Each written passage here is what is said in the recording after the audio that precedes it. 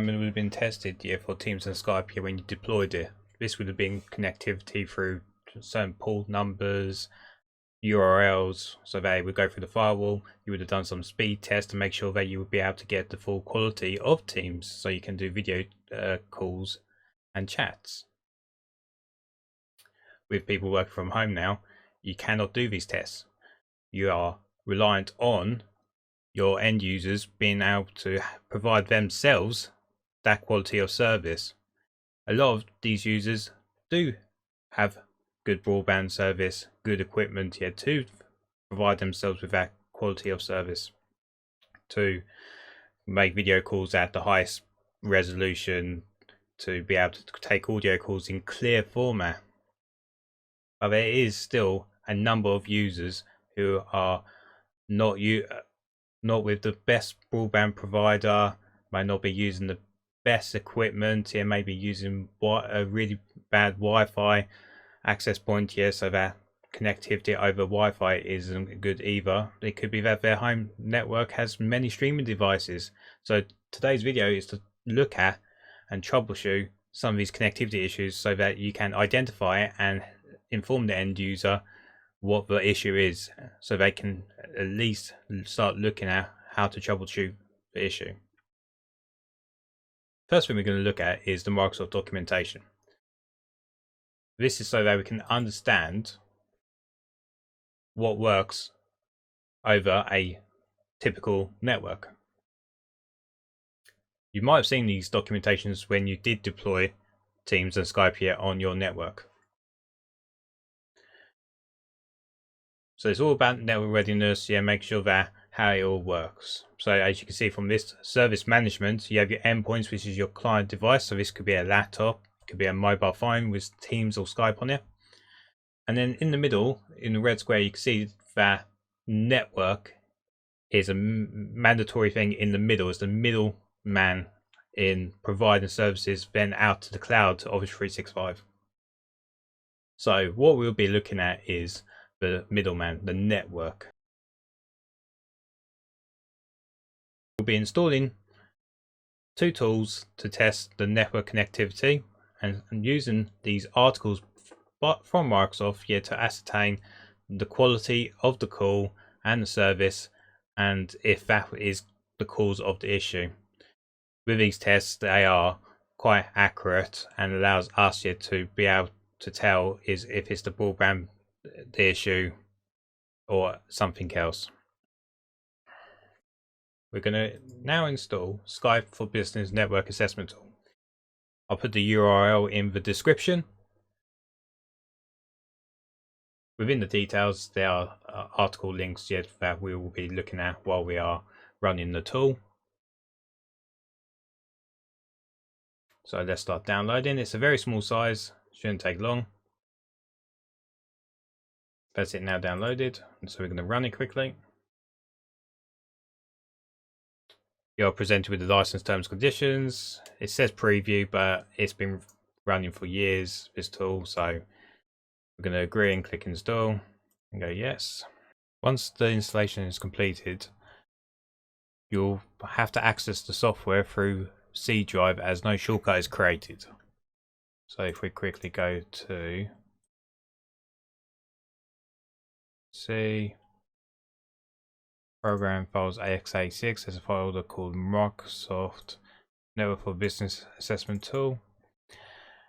There's a document called usage, and in here you'll have commands and examples of what you can run here with this assessment tool. We're going to run a connectivity test, which will check the URLs and ports that they are connecting without anything being blocked, like a firewall or the ISP provider. Firewall is very unlikely with a home network, but you do have some IT people that like to build up their own home network and might include their own firewall. So these tests would prove that if it's a firewall or an ISP blocking some connectivity to some of the team URLs. There's also a test that we'll be running to check the latency and the packets, and what it does is initiates an audio call to confirm that there's no latency issues in regards to that. So what we're going to do is, while we're in this folder, we're going to type in PowerShell.exe. What we're then going to do is a dash, and then what we're going to look for is network assessment tool. So network assessment tool.exe, and then the tool we're going to run is for, it's called connectivity check. So that parameter will run a firewall and URL check, basically make sure ports are open, URLs are accessible, and so on and so forth. So it's running that check now in the background, so there's no visual checks there. It will just give you prompts. If you have an issue, it will come up saying URL or port blocked. But as you can see here, we have a verifications completed successfully. The results are exported in a text format in this location. So what we're going to do is just highlight that and copy it, and then paste that, and that's exactly the same output that we see in PowerShell. This file is very handy because what you can do is ask for your end user to copy this file and send it into an email so you can see the results. So that just proves my connectivity from home to Microsoft Teams is not blocked via URLs or ports. What I'm going to run now is the same tool again without the connectivity check. This actually runs a audio call, checks for latency and everything. So we're going to see an output of packets maybe lost, how many are lost, what's the latency results are. So that's our results. So you're probably looking at it and going, well, how do I tell that these numbers are good? Well, one of the articles that we have open tells you what the requirements are. So if we move that over to here, and if we scroll down, so latency 50 milliseconds or less, we have 18.5 milliseconds, so that is really good. What we have then seen is packet loss less than 1%. Yep, 100%, we're not losing less than 1%. Then it talks about the jitter, less than 30 milliseconds. Yep, we got 10 milliseconds, so that's good as well. And packet reorder, nothing less than 0.05% out of order of packets. Yeah, 0 is 0%, so that's really good. So from those results, I should not have any Teams or Skype connectivity issues. So that's the tool by Microsoft here to check the network connectivity on the audio call and making sure that URL and ports are not being blocked by anything like the ISP provider, your Wi-Fi, or a firewall that you might have in at home if you do have one. What we're going to now run is another tool by Microsoft Research, which is network speed test. So you have other speed test tools called speedtest.net that you can run and everything, but what I like about this tool is it gives you a visual indication on if your internet latency, download and upload speed is good enough for the type of call videos and audio calls and streaming that you're going to be doing on your network.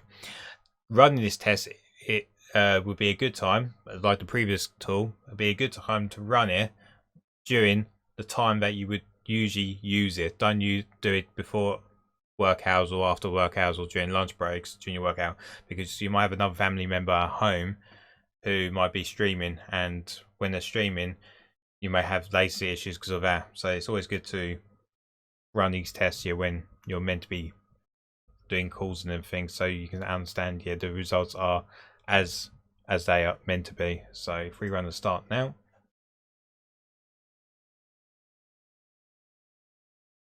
So you can see at the moment I have a network delay of 33 milliseconds, a download of 14 megs, and an upload of 12 megs. So from this visual diagram, I have my email voice calls down here. So that will just give me the voice calls, stream music, then I get video calls. So that would be probably very, very low quality, pixelated, so about 0.5. At 1.5 you get low quality, so a little bit better but not that great, and then high quality about 3 megs. So you need about 3 meg up and probably down as well to be able to view video in as good quality. And it's important to have a good upload, because if you're videoing yourself on a video call, that is uploading the data. So yeah, so make sure the user does have 3 meg down and 3 meg up at least available when running this test on their end user device. The result history is here, so they can run it throughout the day. And what you can do is select Windows, Shift and S, and just take a snapshot of the history and ask the user to send it over to you in an email with those test results in that log file that we ran before.